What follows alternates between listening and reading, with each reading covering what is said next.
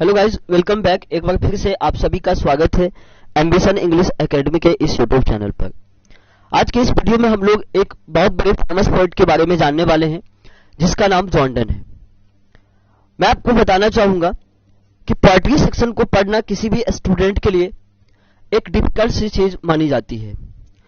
तो आइए आज हम लोग जानते हैं उस फेमस पोएट जॉर्डन के बारे में। जो भी स्टूडेंट लिटरेचर में थोड़ा सा इंटरेस्ट रखते होंगे तो यह वीडियो उन्हीं के लिए है। तो आइए आज हम लोग पिक्टोरियल के माध्यम से जानने की कोशिश करते हैं। क्या होता है कि आपके एग्जामिनेशन में पोएट्री सेक्शन में से जब भी पूछा जाता है तो बेसिकली लाइन के बारे में चर्चा की जाती है। वैसे तो पोएट्री सेक्शन से क्वेश्चन पूछने का बहुत सारा ये होता है, सेगमेंट होता है। तो कहीं न कहीं एक ऐसे क्वेश्चन को ला दिया जाता है आपके एग्जामिनेशन में जहां से लाइन दी गई होती है और वहां पे ये पूछा जाता है कि this line is taken from. क्या पूछा जाता है? This line is taken from. तो टेकन फ्रॉम यानी कि यह जो लाइन है वो लिया गया है कहां से। तो स्टूडेंट को इस स्थिति में क्या बताना होता है? पोएम का नाम बताना होता है। तो जैसा कि ये पोएम है 12th बिहार बोर्ड के टेक्स्ट बुक में जो पहला पोएम है, पोएट्री सेक्शन का ये पहला पोएम है जिसका नाम है sweetest love I do not go. Sweetest love I do not गो, ये आपका पहला पोएम है और इस पोएम को लिखे है जॉर्डन ने। एक बहुत बड़े फेमस पोएट है, इनको मेटाफिजिकल पोएट भी कहा जाता है। तो एक सी बात हो गई, ये पहली बात हुई कि मतलब आपके एग्जामिनेशन में लाइन पूछी जाती है।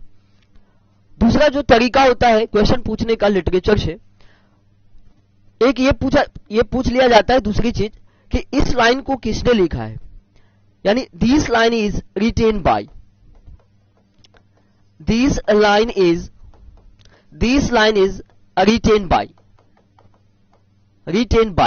रिटेन बाय पूछा ना, तो बाय के बाद कोई भी पर्सन का नाम होता है।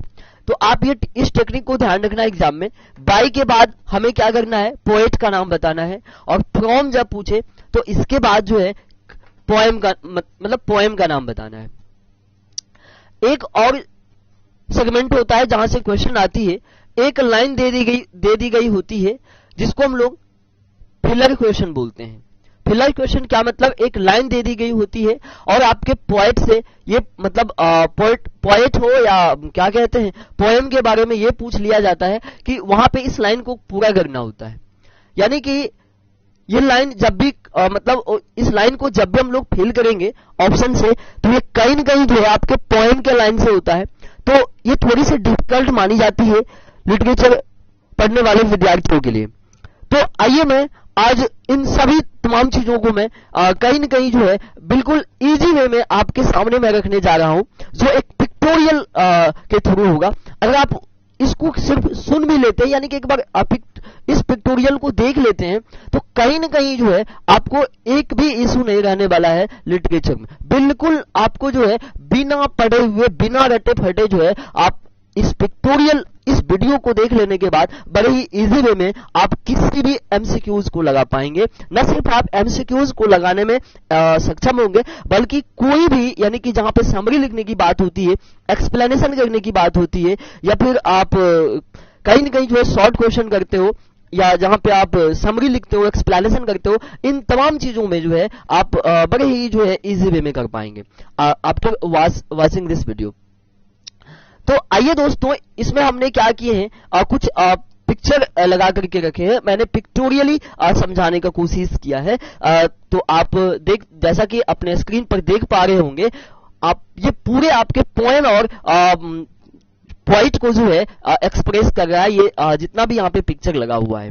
तो आइए, और आप इसके बाद मैं आपको दिखाना चाहूंगा जरा सा, एक और हमारे पास पेज है जहां पे कुछ वर्ड वगैरह किया गया है। तो आप इस पिक्चर को समझ लेने के बाद, इस पिक्टोरियली सी चीजों को समझ लेने के बाद जो इनके बाद हम लोग क्या करेंगे, वर्ड पे आएंगे और आप देखेंगे कि इन तमाम वर्ड को जो है आप बड़े ही इजी वे में कर पाएंगे। और न सिर्फ आपको जो है एग्जाम तक याद रह जाएगा, बल्कि जो है आप जो है क्वेश्चन लगाने में, जैसा कि मैंने बता दिया। तो चलिए, तो सबसे पहले जो है हम लोग इंट्रोड्यूस होते हैं जॉर्डन से।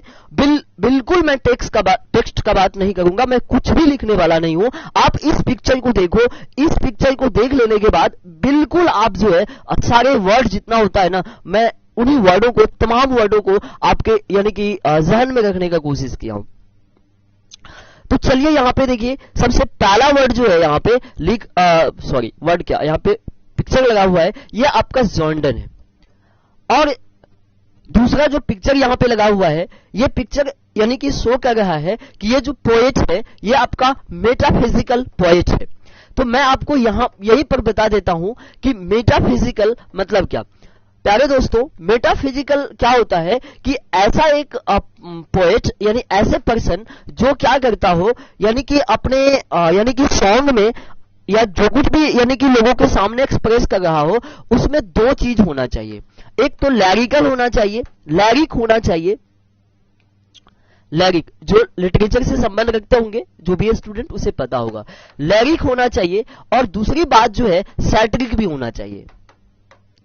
अगर यानी कि मैं कुछ आपको बता रहा हूं और उसमें दो चीजों को मैं शामिल कर लेता हूं, लैरिक और सैटिरिक को, तो ऐसे करने वालों को कहीं न कहीं जो है मेटाफिजिकल कहा जाता है। लैरिक मतलब उनके सॉन्ग में या उनके द्वारा बोले गए जो मतलब वॉइस में क्या होना चाहिए, एक काव्य दिखनी चाहिए। काव्य मतलब क्या, एक लैरिक, एक धुन जैसी चीज होती है।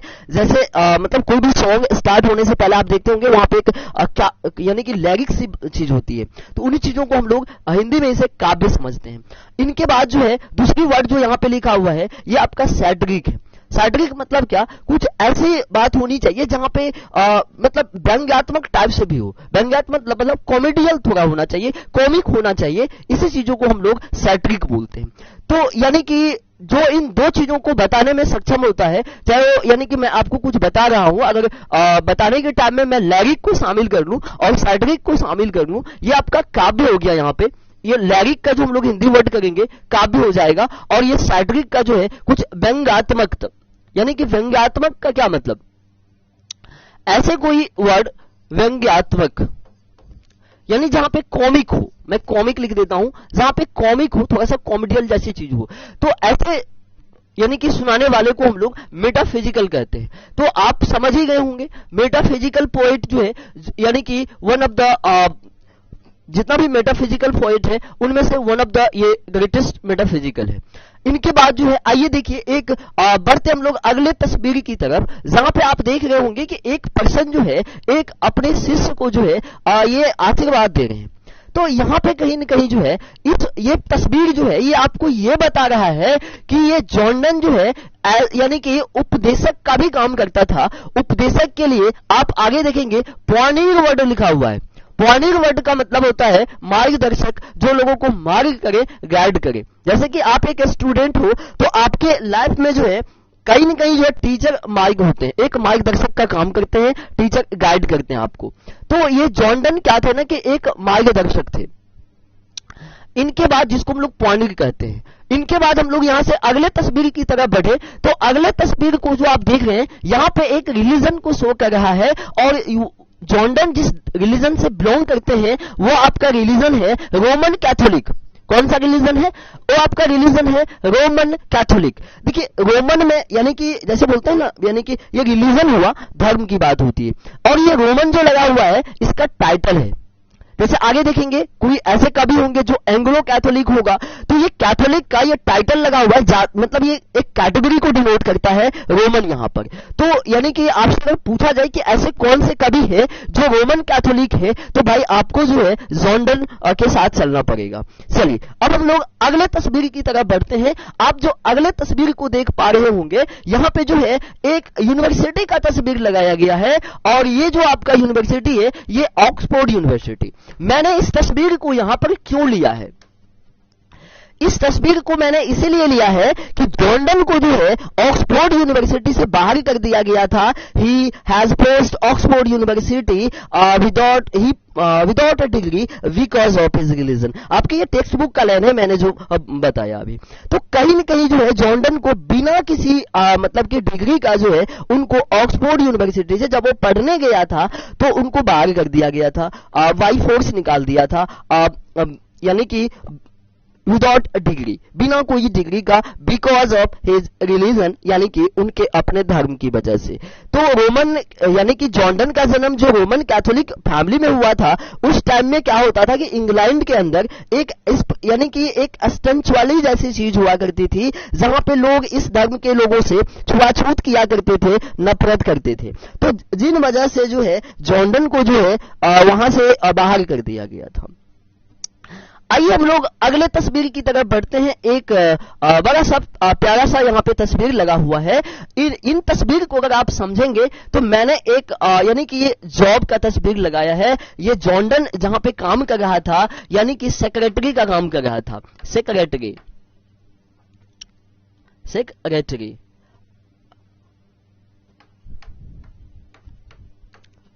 यानी कि जो है हम लोग यहां से आगे बढ़ते हैं। अब देखिए जॉर्डन जो मैरिज किया था ये लव मैरिज किया था, और किन से?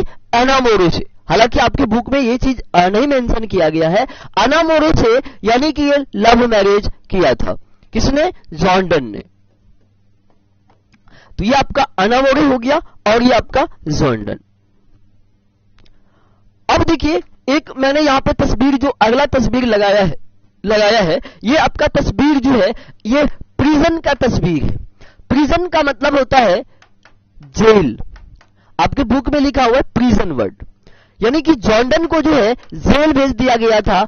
और मतलब ऐसा क्यों किया गया था, जेल इसे क्यों भेजा गया था? तो रीजन था ये यानी जहां पे ये काम मतलब जॉब कर रहे थे सेक्रेटरी का। तो सेक्रेटरी अपने आप में पावरफुल पोस्ट होती है, ये अफसर रैंक की पोस्ट होती है।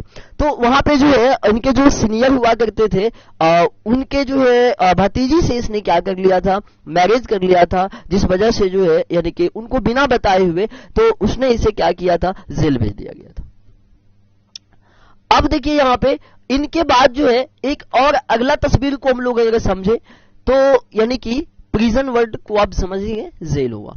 इनके बाद अगले तस्वीर को आप देखें तो यहां पे जो है जॉर्डन जो है क्या कर रहे हैं? चर्च में बैठ करके ऑर्डिनेशन का काम कर रहे हैं। ऑर्डिनेशन वर्ड का मतलब होता है कथा सुनाना। ऑर्डिनेशन वर्ड में होता है प्रवचन देना। तो यानी कि ये बाद में चल करके जो है कुछ ही दिन बाद मतलब कि उनको तो जॉब छूट गई, जहां पे वो जॉब कर रहे थे वो अपने सीनियर के भतीजी से ही वो इसने क्या कर लिया था? लव मैरिज कर लिया था। तो वहां पे ये मतलब जॉब भी छोड़ दी, हालांकि छूट भी गई जॉब। तो इनके बाद अपने आप को ये एट द एज ऑफ 42 यानी कि 42 की अवस्था में जो है इसने अपने आप को एक्सेप्ट किया, यानी कि ऑर्डिनेशन देने का काम, प्रवचन यानी कि कथा सुनाने के कामों को एक्सेप्ट किया। क्यों? क्योंकि इसलिए यहां पे मैंने तो एक तस्वीर को छोड़ ही दिया था। जॉर्डन जो है दो चीजों को स्टडी कर रखा है, एक तो लॉ है और दूसरा थियोलॉजी है। थियोलॉजी वर्ड का मतलब होता है धर्मशास्त्र, यानी कि ऐसे कोई परिषद जो अपने धर्म में क्या किसी भी यानी कि धर्मों को अगर जानकारी रखता हो तो उसे हम लोग थियोलॉजी बोलते हैं। तो ये आपका धर्मशास्त्र बोल लीजिए, या धर्म से संबंधित यानी कि रिलीजियस थॉट को स्टडी करना। तो ये जो है यहाँ पे ये जॉर्डन जो है ये आपका धर्मशास्त्र से संबंध रखते थे, यानी कि ये इनको अच्छा खासा नॉलेज था, और ये यानी कि एक प्रकार से वकील भी थे, यानी कि कानून की पढ़ाई भी कर रखे थे। तो ये यानी कि आफ्टर लॉस्ट द जॉब यानी कि he accepted ordination in the Anglican church at the age of 42। इनके बाद जो है जब आप अगले तस्वीर को देखेंगे तो ये जो है आपका, जैसा कि आप जाने गए, एंग्लिकन चर्च में जो है एंग्लिकन चर्च में ये अपने आप को जो है ऑर्डिनेशन दिया करता था। और ये लिखा हुआ है कि ही बिकेम यानी कि कुछ ही समय बाद, यानी कि बहुत ही जल्दी लिखा हुआ है, he became soon one of the greatest preacher of his time, यानी कि अपने टाइम में जो है यानी कि उस टाइम में बहुत ही कम समय में जो है ये सफल यानी कि एक उपदेशक बन गए थे, और यानी कि कंप्लीटली ब्रोक भी कर दिया गया, कंप्लीटली ब्रोक कर दिया था इसने जो पैटर्न ट्रेडिशन था, उन चीजों को जो छुआछूत हुआ करता था, जो भेदभाव जैसी बातें हुई करती थी, उन सभी चीजों को जो है ये अपने यानी कि जब वो ये उपदेशक बने, जहां पे पादरी बने, तो कहीं न कहीं जो है उन अपने प्रवचन के माध्यम से उन जो जैसे यानी इसके टाइम में जो छुआछूत जैसी भावना थी, उन सभी भेदभाव को, नफरत को जो है बिल्कुल ये कंप्लीटली ब्रोक कर दिया। इनके बाद जो है चूंकि अपने यानी कि प्रवचन में जब कुछ भी ये सुनाया करते थे, जो कुछ भी सुनाया करते थे, ये जो है यानी कि प्यार से जुड़ी हुई बातें हुआ करती थी, जहां पे जो है लोग अट्रैक्ट हो जाते थे। अब देखिए आगे जो एक तस्वीर हमने लगाया है, ये तस्वीर जो है ये इस चीज को डिनोट करता है, जॉर्डन का जो पोएम होता है, यानी कि हिज पोएम यानी रिलेट करता है, related current discoveries, latest discoveries होते हैं, जहां पे जो है साइंस से रिलेट होता है, इसके बाद जो है ज्योग्राफी पर से रिलेट होता है। जॉर्डन जब भी अपने पोएम को लिखते हैं तो इनका जो पोएम होता है ये स्टडी किया गया होता है, यानी कि ये डीपली रिसर्च होता है साइंस एंड ज्योग्राफी पर, ये लिखा हुआ मतलब ये मेंशन है। अब हम लोग जो है बढ़ते हैं एक अगले से प्यारे से तस्वीर की तरफ, जहां पे अब तक जो हम लोग यानी कि डिस्कस कर रहे थे, ये जो आपका तस्वीर मतलब ये जो आपने देखे, इन सभी तमाम तस्वीरों को देखे, ये एक पोएट को मतलब एक्सप्रेस कर रहा था। अब हम लोग बढ़ते हैं कि अगले तस्वीर की तरफ, जहां पे जो है आप देखेंगे कि पोएम को जो है हमने समा दिया है इन 3-4 तस्वीर में। अगर आप इन 3 से 4 पिक्चर को आप समझ जाएंगे तो आपका पूरे पोएम जो है कंप्लीट होने वाला है, बिल्कुल बिना कुछ रट्टे फटे, आप बिना रटे हुए जो है कंप्लीट जो है आप क्वेश्चन आंसर या एक्सप्लेनेशन जैसा कि मैंने बता दिया। तो आइए अब हम लोग बढ़ते हैं पोएम सेक्शन की तरफ। तो अब देखो भाई, जैसा कि आपको पता चल गया है कि यह एक लव पोएम है, जो ये जो पहले का जो तस्वीर है वो आपको मेंशन कर रहा है। यहां से हमें ये हिंट मिल रहा है कि ये जो कविता है ये हमारा लव कविता है। आपको पूछा जाएगा which one of the following is a love poem, तो आप सूटेस्ट लवाडू नोटबुक के साथ जा सकते हैं। अगर आप 12th के स्टूडेंट है, अगर आप बिहार बोर्ड से मतलब कि बिलोंग करते हैं, तो कहीं न कहीं वहां पे एक एन एपिटाफ जो पोएम है आपका, जो वाल्टर डी रामेर ने लिखे हैं, वो भी कहीं न कहीं लव पोएम ही है। तो अब आपको वहां पे क्वेश्चन के अकॉर्डिंग देखना पड़ेगा। अब आइए एक अगले तस्वीर की तरफ बढ़ते हैं। तो यहाँ पे देखिए एक जॉर्डन है, ये आपके टेक्स्ट बुक से तस्वीर को लिया गया है, और ये आपका आना मोगे है। तो यहाँ पे जो है जॉर्डन क्या करते हैं, यहाँ पे ये कविता का ही नाम है sweetest love I do not go, प्रियतम प्रेमी मैं तुमसे जुदा नहीं होता हूं। यानी कि जुदा होने की बातों को ये कर रहे हैं, जहां पे रिहर्सल करने की बात, चूंकि जॉर्डन ये बताते हैं कि देखो प्रेमी, एक न एक दिन हम लोग तो मर ही जाएंगे, एक न एक दिन अलग हो ही जाएंगे। तो क्या करते हैं कि एक बार हम लोग रिहर्सल करके देखते हैं, एक बार जो है ट्राई करके देखते हैं, यानी कि एक मतलब पार्टेड होके देखते हैं, यानी पार्टेड मींस अलग होकर के देखते हैं कि राह पाते हैं कि नहीं। जॉर्डन बिल्कुल जाने से इसे इनकार, सॉरी ये अनामोरे जो है आप देख रहे हैं कि इनके बिलव्ड जो है, इनके जो प्रेमिका है, बिल्कुल जाने से इनकार कर रही है, वो यहाँ पे मना कर रहे हैं। और जॉर्डन अलग अलग एग्जाम्पल लेकर के जो है इसे मनाना चाहते हैं, कि इसे मैंने कि परसुएड करना चाहते हैं, इसे समझाना चाहते हैं कि देखो प्रेमी, यानी कि हम लोगों को एक न एक दिन मर ही जाना है, तो इससे अच्छा क्यों ना एक बार यानी कुछ दिन तो यानी कि अलग रह के तो देखें। तो इसी चीजों को समझाने के लिए जॉर्डन ने अलग अलग यानी कि एक मतलब यहाँ पे सीन का बात किया है, विजुअल इमेज का बात किया है अपने एक पोएम में। तो आइए अब हम लोग जानते हैं पोएम को। यहाँ पे देखिए एक यानी कि जो है सूरज का यानी कि तस्वीर लगा हुआ है। जॉर्डन अपने बिलव्ड अपने प्रेमिका को ये बताते हैं कि देखो प्रेमी, सूरज के पास जो है एक लंबा सा पथ होता है, एक लंबी सी पथ को तय करते हुए जो है सूरज अपने टाइम से वापस आ जाते हैं। बताओ उसके पास तो ना तो कोई दिमाग है, सेंस लिखा हुआ था, एस यानी सेंस, ना तो कोई उसके पास सेंस है और ना ही उसे कोई डिजायर है। डिजायर माना होता है इच्छा, चाहत, यानी कि ना तो उसके पास न तो उसे किसी प्यार की चाहत है और न ही उसे दिमाग है, तो फिर भी वो कैसे वापस आ जाता है? मेरे पास तो दिमाग है, प्यार की इच्छा भी है, तो मैं क्यों नहीं तुम्हारे लिए वापस आऊंगा? मैं उनसे छोटा रास्ता लूंगा, यानी कि शॉर्टकट रास्ता लेने का बात करता है ये जॉन डन अपने बिलव्ड यानी प्रेमिका को बताते हैं कि मैं उनसे क्या करूंगा, छोटा सा रास्ता लूंगा और सूरज की तुलना में जल्दी आ जाऊंगा, और ऐसे आऊंगा मानो कि कोई पंख लगा के आया हो। तो कहीं न कहीं जो है एना मोरे नहीं मानती है इस बात को, बिल्कुल जाने से इनकार कर रही होती है। तो अब हम लोग चलते हैं एक प्यारे से तस्वीर की तरफ। यहां पे देखिए एक इंसान जो है बिल्कुल होपलेस बैठा हुआ है, यानी कि ये ऐसे तस्वीर यहां पे हमने जानबूझ करके यहां पे चीजों को डाला है जहां पे आप समझ सकते हैं।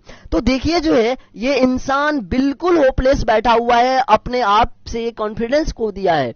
तो जॉन डन ये समझाते हैं कि देखो प्रेमी, जब इंसान जो है एक यानी कि अच्छे से लम्हे में होते हैं, एक गुड फॉर्चून में, जहां पे वो गुड फॉर्चून में बिलोंग कर रहे होते हैं, जहां पे अच्छी किस्मत में होते हैं, तो अपने समय को क्या करते हैं, जल्दी जल्दी बिता देते हैं और थोड़ा सा भी यानी कि अपने आप को नहीं याद कर पाता है।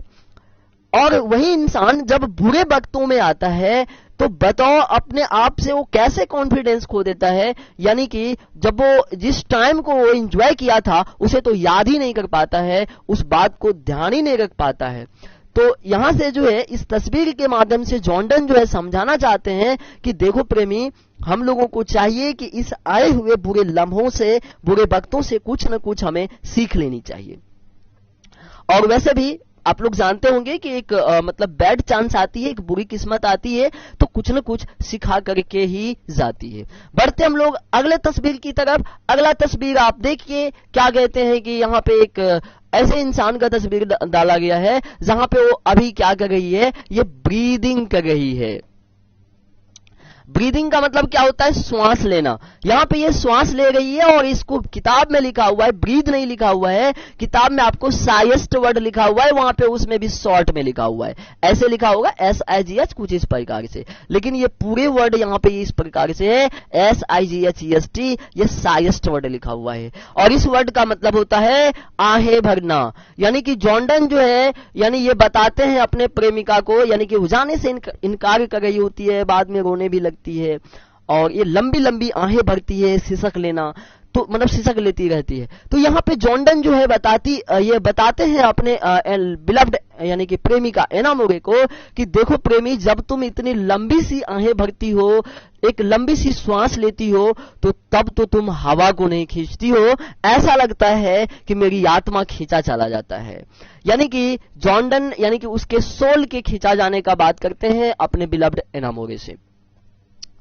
अब हम लोग बढ़ते हैं अगले प्यारी सी अगली तस्वीर की तरफ। यहाँ पे जो एक अगला तस्वीर आप देख पा रहे होंगे, यहाँ पे एक इंसान जो है यानी कि रो रहा है और जिसके आंख से आंसू आ रहा है, लेकिन वो जो आंसू है वो लाल कलर का है। इस तस्वीर में कुछ छुपा हुआ है, मैं आपको बताता हूं। देखिए जॉन डन जो है यानी कि अपने लवर एना मोरे को बताते हैं कि प्रेमी, जब तुम रोने लगती हो तो तुम्हारे आंख से जो आंसू आता है वो तुम्हारे आंख का आंसू नहीं है, वो तो मेरे शरीर का रक्त है जो कन कन नाश हो रहा है। यानी कि जब तुम रोने लगती हो तो तुम्हारे आंख से जो आंसू निकलता है वो तुम्हारे आंख के आंसू नहीं है, वो हमारे शरीर, हमारे जीवन का खून है जो नष्ट हो रहा है।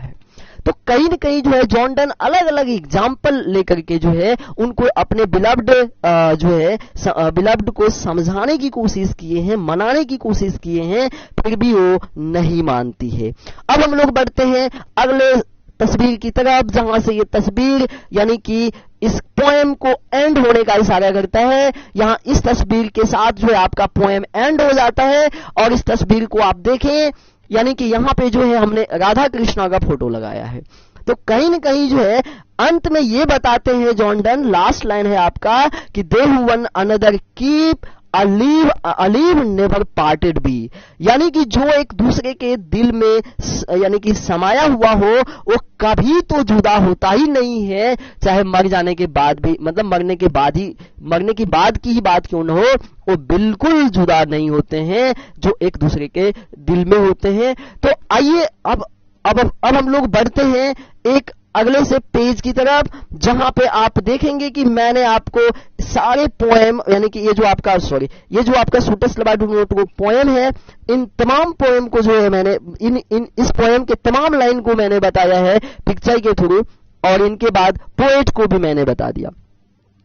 अब हम लोग चलते हैं, आप देखिए कि मैंने जो बताया है उन वर्ड को आप याद रख पाते हैं कि नहीं। विद इन सेकेंड में जो है आप याद रख पाएंगे इन सारे वर्ड को। देखिए मैंने प्वानीर बताया था ना, प्वानीर मीन्स होता है क्या, मार्गदर्शक। आप चाहो तो अपने कॉपी में मेंशन भी कर सकते हो, मार्गदर्शक, जिसको हम लोग उपदेशक भी बोला करते हैं। इनके बाद जो है देखिए लैरिकल एंड सैटिरिकल लिखा हुआ है, लैरिकल एंड सैटिरिकल। चलो वीडियो थोड़ी सी लंबी हो जाएगी, मैं क्या करूंगा, टेलीग्राम चैनल पर जो है, आपको टेलीग्राम चैनल पर जाना है। अगर कोई पीडीएफ चाहिए तो टेलीग्राम चैनल सेम नाम से मिल जाएंगे आपको, एम्बिशन इंग्लिश एकेडमी, आप जरा सा सर्च करना। इनके बाद जो है लैरिकल, मैं आपको बता देता हूं वहां पर, लेकिन मेंशन करवा दूंगा। अब देखिए लैरिकल वर्ड का मतलब होता है ऐसे कोई, यानी कि सॉन्ग, ऐसे कोई यानी कि बातें जहां पे लैरिक हो, जहां पे काव्य दिखती हो, एक धुन सी बात हो। इनके बाद सैटिरिक वर्ड लिखा हुआ है यहाँ पे। सैटिरिकल वर्ड का मतलब होता है यानी कि जहां पे जो है यानी व्यंग्यात्मक तरीके से बात की गई हो, जहां पे यानी कि क्या कहते हैं, एक कॉमिक बात हो। इनके बाद देखिए इन दोनों चीजों को जो इस्तेमाल करता है उसे ही हम लोग क्या कहते हैं, मेटाफिजिकल। अब देखिए जॉन डन जो है आपको किस धर्म से बिलोंग करते हैं, ये रोमन कैथोलिक। अब मैंने आपको बता दिया कि ये रोमन इसका टाइटल है, यानी कैटेगरी है। ये देखिए ऑक्सफोर्ड यूनिवर्सिटी से उसे बाहर कर दिया गया था। लॉ यानी कि ये कानून की पढ़ाई भी, यानी कानून को भी ये जानते थे। और इनके बाद देखिए थियोलॉजी, ये यानी कि धर्मशास्त्र को भी जानते थे कहीं न कहीं। जॉन डन जो है धर्मशास्त्र को भी जानते थे। इनके बाद जो है देखिए ये नेवल एक्सपेडिशन, यानी कि नेवल मतलब क्या, जैसे सेना होता है ना, यानी सेना क्या कहते हैं, तीन मतलब इंडिया में जो है 3 तरह के सेना होते हैं, जिसमें आर्मी होता है, नेवी होता है, एयरफोर्स होता है। तो वही नेवल वर्ड का मतलब आपको वही चीज समझना पड़ेगा। ये नौसैनिक डिपार्टमेंट में थे, ये जहां पे सेक्रेटरी का काम कर रहे थे। ये अपने आप में पावरफुल पोस्ट होती है, अफसर इनकी पोस्ट होती है ये। इनके बाद के पैटर्न्स नीस, यानी पैटर्न्स यानी कि यहां पे समझना पड़ेगा उनके जो सीनियर हुआ करते थे उनके नीस से, नीस मतलब क्या होती है, भतीजी, इसने मैरिज किया था। अब देखिए एट द एज ऑफ 42, 42 की अवस्था में इसने ऑर्डिनेशन का, ऑर्डिनेशन वर्ड का मतलब होता है प्रवचन, जिसको आप क्या कहते हैं, कथा सुनाना, कथा सुनाने का भी ये काम करते थे। तभी तो जो है इंग्लैंड के अंदर जो कंप्लीटली जो आपका वो जो यानी वो ट्रेडिशन था, जो स्टेम्स वाली हुआ करती थी, उनको उसने हटाया। इनके बाद जो है एंग्लिकन चर्च में यानी कि रहा करते थे। प्रीचर, प्रीचर मीन्स आगे आप लिख लीजिएगा इन चीजों को टेलीग्राम से। प्रीचर मीन्स क्या होता है, पादरी, जहां पे ये उपदेशक हुआ करते थे, लोगों को यानी कि ज्ञान भी दे दिया करते थे। अब देखिए ब्रोक पैटर्न ट्रेडिशन, जो ट्रेडिशन मतलब क्या, जो रीति रिवाज थी उनको बिल्कुल इसने ब्रोक कर दिया, कंप्लीटली ब्रोक कर दिया। अब देखिए इनका जो कविता होता है वो डिस्कवरीज होता है, यानी कि डीप स्टडी होता है इनका कविता, लेटेस्ट यानी कि रिसर्च किया गया होता है, साइंस पर आधारित होता है, ज्योग्राफी पर, सॉन्ग्स एंड सॉन, यानी ये तो हो गया। अब देखिए जॉन डन के द्वारा जो किए गए काम है, ये बहुत सारे सॉन्ग को लिखे, बहुत सारे गीत को लिखे हैं, और इनके बाद देखिए सोनेट भी लिखे हैं। सोनेट ऐसे कभी एक ऐसा पोएम होता है जिसमें 14 लाइन होता है। इनके बाद अलगीज देखिए और सरमन देखिए, यहां पे सैटरीज भी आप शामिल कर सकते हैं, SATERIES, सैटरीज। अब देखिए अलगीज और सरमन को आपको समझना होगा एक साथ, जहां पे हम लोग यानी कि दुख सुख का गीत कहते हैं, जहां पे शोक गीत आप कहते हैं, यानी दुख सुख के टाइम में जो गीत गाए जाते हैं उसे हम लोग एल्गीज और सरमन कहते हैं। सैटरीज जो है यानी कि व्यंग्यात्मक रूप से जहां पे बात की जाती है, चीजों को कॉमेडी कॉमिक के थ्रू प्रस्तुत किया जाता है, डिलीवर किया जाता है, उसे हम लोग सैटरीज कहते हैं। तो आई होप मैंने आपको यानी कि जॉन डन के बारे में समझा दिया, और इनके जो पोएम है सूटस लबाडू नोट को मैंने इस पोएम के तमाम लाइनों को मैंने बता दिया पिक्टोरियल थ्रू। अब हम लोग अगले वीडियो में इनका एमसीक्यूज करेंगे, तब तक के लिए thank you, all the best.